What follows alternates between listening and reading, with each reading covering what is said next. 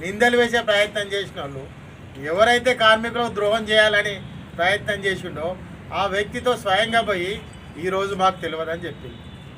2 రోజుల బట్టి ఏం డ్రామా నడుపుతాలో మాకు తెలియదా? మాకు తెలుసు ఖచ్చితంగా.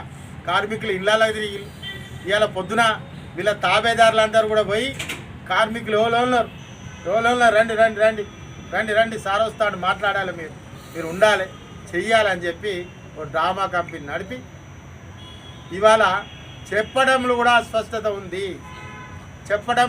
అస్పష్టత ఉంది. స్థలం అంటే గవర్నమెంట్ అయితే వీళ్ళకు ఫంక్షన్ హాల్ కట్టిస్తాడంట. గవర్నమెంట్ కాకుంటే సగం వారు డబ్బులు ఇచ్చైనా కానీ తీసుకొని కట్టిస్తారంట. అంటే ఒక స్పష్టత లేని ఆలోచనతో చెప్పడం జరిగింది. కానీ ఈరోజు మేము చెప్తున్నాం, నువ్వు ప్రభుత్వంలో ఉన్నా, నీకు అన్నీ తెలిసినా, అన్నీ చేసినా కానీ ఇవాళ నిన్ను సూటిగా అడుగుతానని నేను. వర్ణం షాపింగ్ మాల్ ఎందుకు కూలగొట్టిళ్ళు?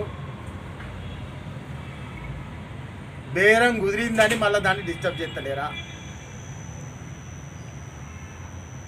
మరి ఇక్కడ పోయి కొబ్బరికాయ కొట్టిళ్ళు, ఇక్కడ బేరం కుదరలేదా?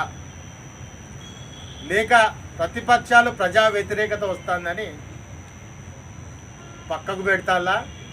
లేకుంటే ఈ వ్యతిరేకత ఉన్న సమయంలో మభ్యపెట్టి దూరం సాగించే ప్రయత్నం చేస్తాను? మీకే ఆయనతో చనువు లేకుంటే వర్ణం ఎందుకు కూలగొట్టిళ్ళు? ఎందుకు ఇవాళ దాన్ని మళ్ళీ కొనసాగిస్తున్నారు? ఎవరికి తెలియదు. అది బేరం కుదిరింది కాబట్టి అది నడుస్తుంది. ఇంకొక స్పష్టమైన విషయం, అది ఎవరిది స్థలం? సర్వే నంబర్ తప్పేసుకున్నాం. స్పష్టంగా అది ప్రభుత్వ స్థలం, గ్యారంటీగా ప్రభుత్వ స్థలం. ప్రభుత్వ స్థలంలో ఆ రోజు ఆజంజాయ్ మిల్లుకు సర్వే నెంబర్ 90, 91, 92 3 సర్వే నెంబర్లు ఉంటాయి. ఆ చుట్టుపక్కల లక్ష్మీపురం కానీ, ఏజే మిల్లు కానీ, నీకు ఈవెన్ వెంకట్రామ కానీ, అవన్నీ 3 సర్వే నెంబర్లలో ఉంటాయి. నేను కోరేది ఏంటంటే, భూ కబ్జాలకు ఎవరు పాల్పడతారు? కబ్జాలు ఎవరి నాయకత్వాన జరుగుతాయి? ప్రజలు నిలదీసే వరకు విడ్రా అవుతున్నారు. ఏం సంస్కృతిది?